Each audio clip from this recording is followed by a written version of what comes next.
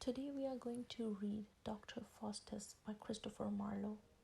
Christopher Marlow is known as Kit Marlowe. He was an English playwright, poet, and a translator of Elizabethan era. Marlowe is considered in the most famous of the Elizabethan playwrights.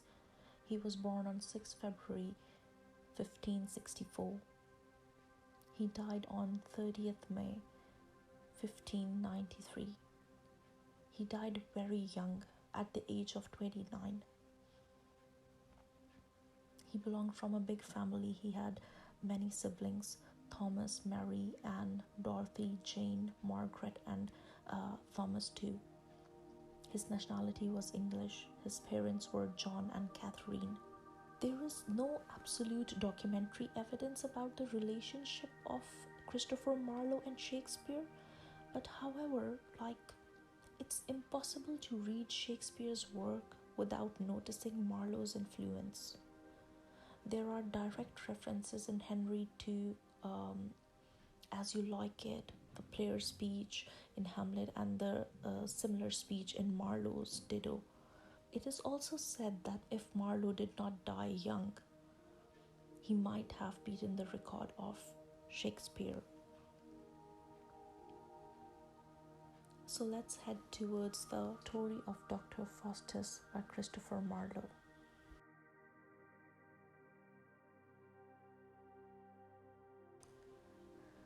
This is a tale of a man who had everything: intelligence, knowledge, and respect. But still he wanted more. His thirst for power led him to make dangerous choices, the one that would change his life forever.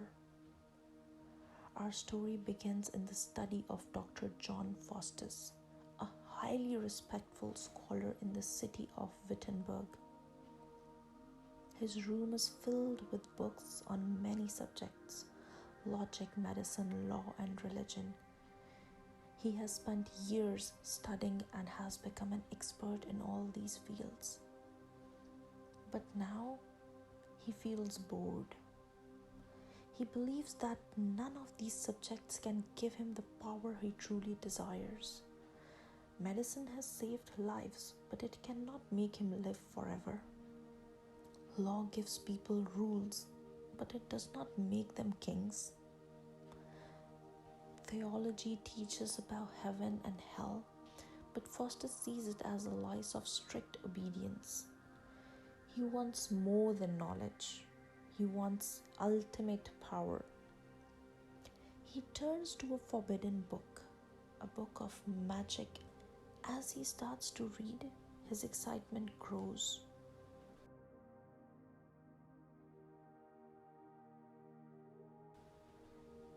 He believes that magic will give him everything he desires.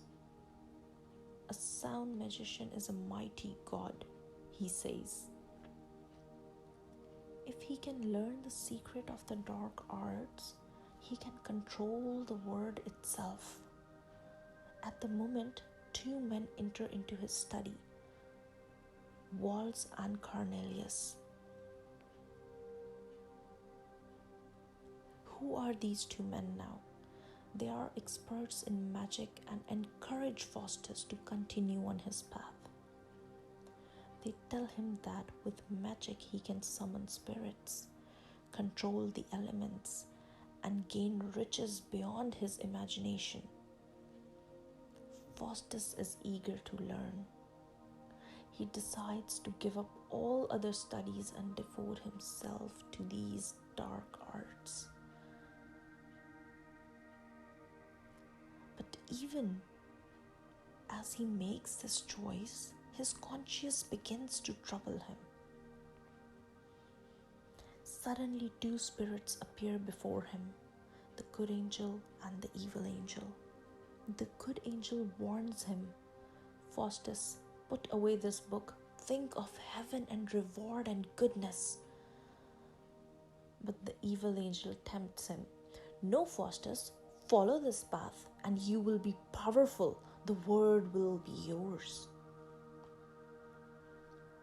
For a moment, Faustus hesitates, but then he decides to ignore the warning. He chooses magic and power over goodness and faith. He begins to prepare for a great spell, a ritual to summon to a demon named Mephistopheles. Faustus does not realize it, but this decision will lead him down a dark and dangerous road.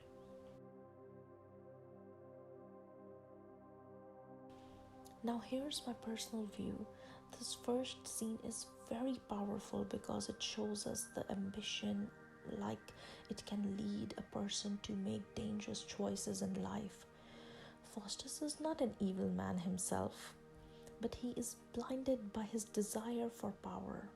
He believes that magic will give him everything he wants, but he does not think about the price he might have to pay. Now, this makes us question, how far should we go for success? Is it even good? And when does ambition become dangerous for us?